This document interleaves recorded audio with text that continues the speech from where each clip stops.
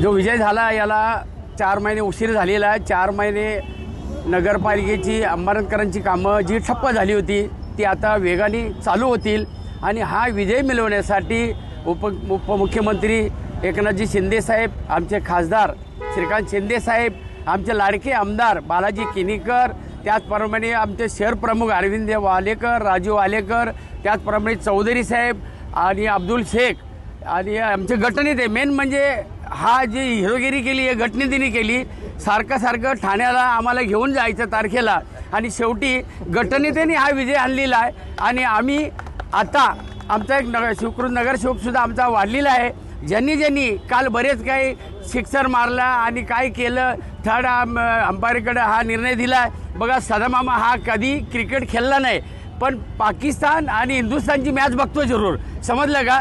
त्यांना एवढंच सांगायचं का काहीतरी बोलायचं नाही। आणि आमचे जे आप्पा आहेत गुलाब करंजुले आप्पा पाटील, आम्ही एकत्र काम केले राष्ट्रवादीमध्ये, त्यामुळे त्यांचं कार्य कसं आहे मला चांगलं माहिती आहे। त्यांच्याबद्दल न बोललेलं बरं। हा विजय आमचा झालेला आहे। आम्ही सगळ्यांना घेऊन काम करू।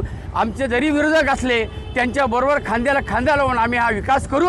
शिवसेना महायुतीचा, शिवसेना महायुतीचा। सत्यमेव जयते हीच आमची पहिली प्रतिक्रिया आहे असून माननीय जिल्हाधिकाऱ्यांनी आमचा जो गट होता 32 जणांचा तो वैध आज ठरवलेला आहे। राष्ट्रवादी काँग्रेस पक्षाचे जे 4 सन्माननीय नगरसेवक होते त्यांनी 30 दिवसाच्या आतमध्ये त्या गटातनं ह्या गटामध्ये आम्हाला त्यांनी जाहीर पाठिंबा दर्शवल्यामुळेच आमचा गट हा वैध झाला आहे। आणि उपाध्यक्षांची जी निवडणूक झाली त्या निवडणुकीमध्ये पीठासीन अधिकारी म्हणून नगराध्यक्षांनी काम पाहिलं होतं।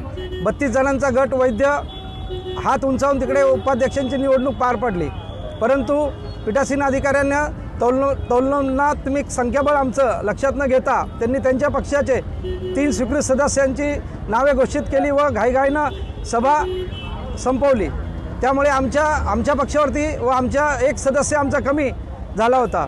त्यामुळे आज जिल्हाधिकारी कार्यालयाने आमचा गट वैध करून आमच्या तिसरा जो सदस्य होता अश्विनी सचिन पाटील यांची नियुक्ती आज स्वीकृत सदस्य म्हणून झालेली आहे। लोकशाहीमध्ये संख्याबळ हे खूप महत्त्वाचं असतं आणि ते संख्याबळ आज शिवसेना आणि आमच्या मित्रपक्षांकडे आहे।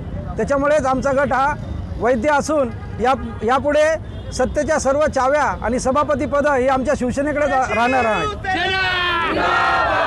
शिवसेनेचे अंबरनाथ आणि अंबरनाथचे शिवसेना हे असं एक समीकरण गेल्या 25 वर्षापासून या अंबरनाथ शहरामध्ये शिवसेनेची सत्ता अबाधित होती, परंतु नगराध्यक्ष जरी आमचा निवडून नसेल आला परंतु आमचे 28 नगरसेवक या अंबरनाथ शहरामध्ये जास्त ताकदीनं निवडून आलेले आहेत। संख्याबळाचा आधार आम्ही नक्कीच घेणार नाही, परंतु विकासासाठी आम्ही नक्कीच त्याचा उपयोग करू।